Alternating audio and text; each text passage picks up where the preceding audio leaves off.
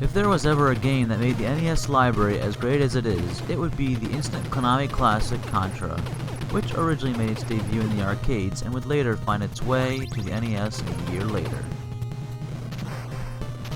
Let's find out how Contra holds up today.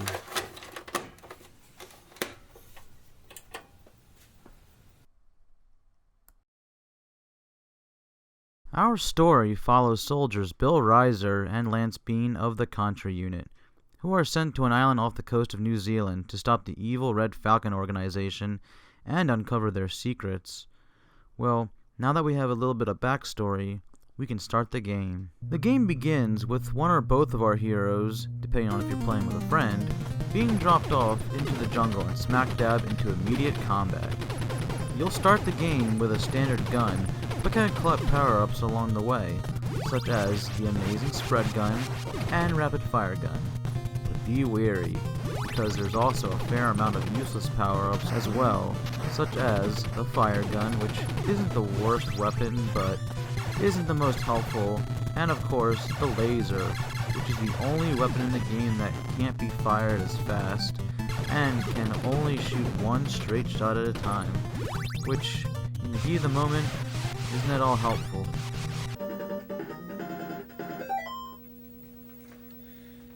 Now wouldn't that be a shame to send our heroes into a war zone with useless weaponry?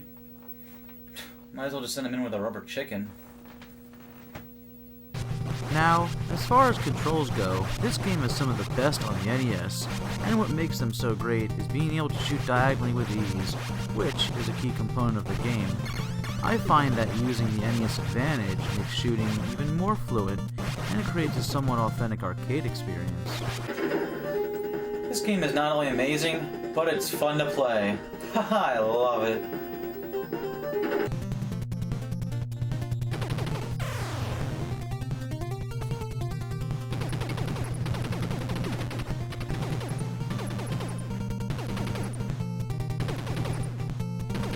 Okay, well, while this game is very good, it does follow a classic Konami tradition in being a very difficult game.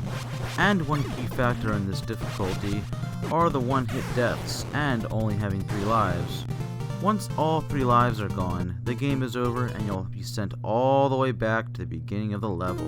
You do have unlimited continues, but that doesn't change the fact that when you die 3 times, you go back.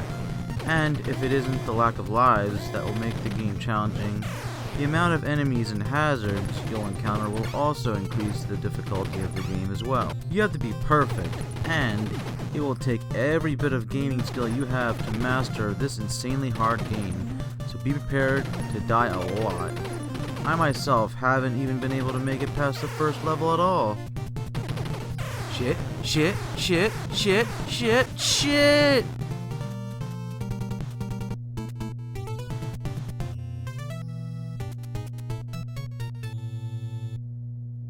This is just too difficult! How's anybody supposed to beat this? Man, I just don't have enough lives to make it through the first level. Wonder if there was a way to make it farther or get more lives or...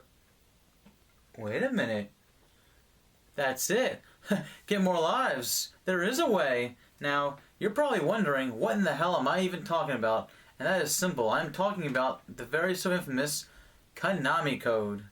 While on the title screen, and while hitting a very specific sequence of buttons, you'll trigger a code that will give you 30 lives in the game instead of 3. Now, keep in mind that using this code will in fact make the game easier, and pretty much make it always beatable, so only use it if you need to. Up, up, down, down, left, right, B, A, start. Alright, now that we have more lives to play with, we can finally make it through this first stage and make it to the first boss of the game, which is a giant fortress. This boss isn't too hard if you know what you're doing.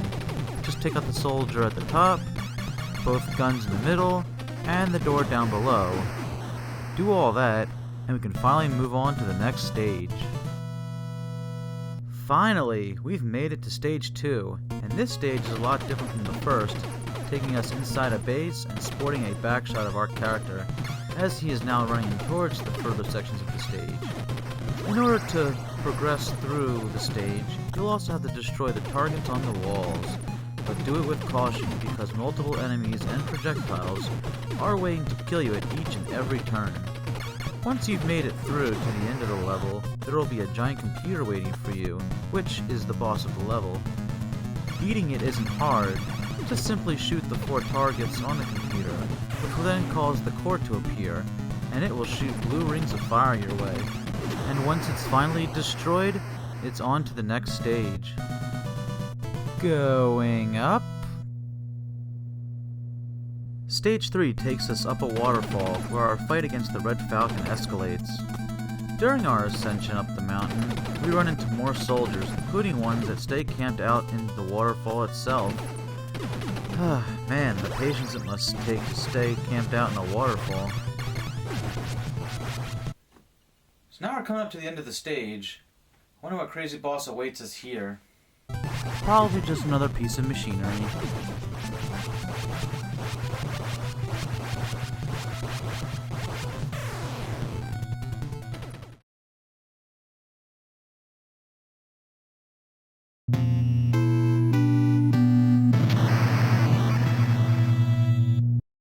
What in the hell is this monstrosity? So, there's aliens in this game? I thought we were going against an evil terrorist organization. Well, of course the aliens are part of the Red Falcon's secret project on the island. Definitely would give our military one hell of a run. Anyway, after shooting away at the big bad alien jerkface, it's time to move on to stage 4, which will once again take us into another base and once again use the same camera angle and gameplay from stage 2.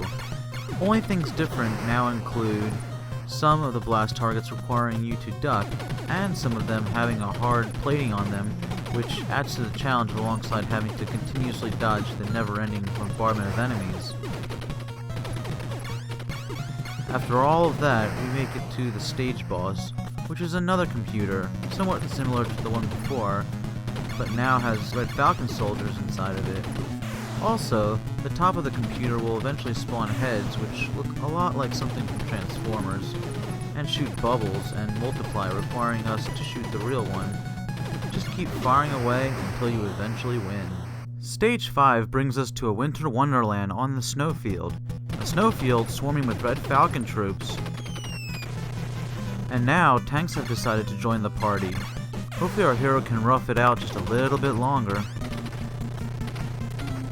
No! We lost our last life. Now we have to start at the beginning of the stage again. But have no fear, because the 30 life code we entered in earlier stays intact. Now you see how much of a difference it made having all those extra lives. So, we'll get our extra lives back, make it past the tanks, ignore the piece of shit laser gun, and make it up to the boss. Now for this boss, what we have is a flying robot shooting out flying saucers at us. Seriously, where do they come up with this stuff? Either way, the boss isn't too difficult, so just a few blasts and it's gone. Stage 6 takes place in the Energy Zone, aka the land of fire shooting pipes. I guess someone had too much Taco Bell last night. Oh jeez. Oh, that's ridiculous. It respawned me right over the pit. Man, imagine if I didn't have those 30 extra lives.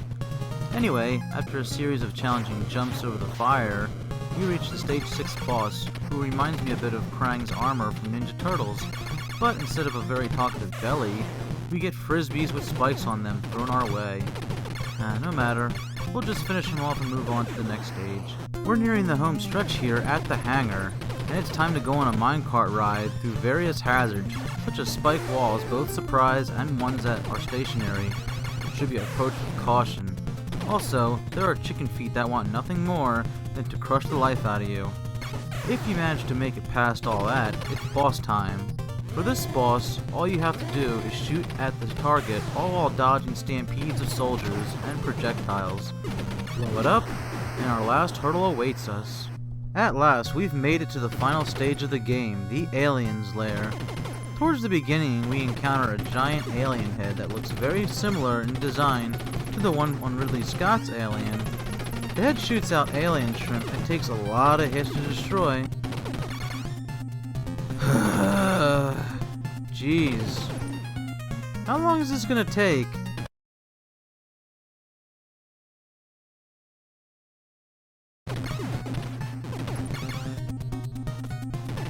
Finally, the head is destroyed, and we can now continue through the level as we now come across alien mouths in the walls that fire furry alien testicles. Ugh. And there's also alien scorpions that come charging at you. Make it through all that madness, and you'll finally reach the final boss of the game, which is a big giant heart.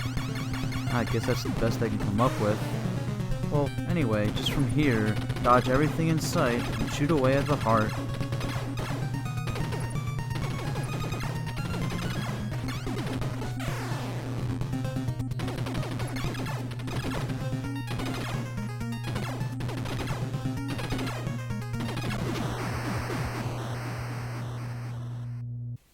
I did it! I beat Contra!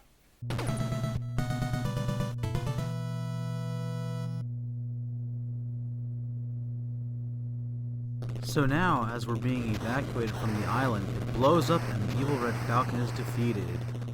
For now.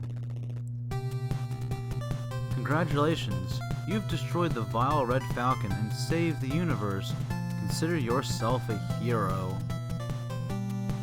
So that's Contra. Great game overall, but man, is it hard. Either way, definitely a must-have for your NES. This has been your captain speaking. Till next time, gamers.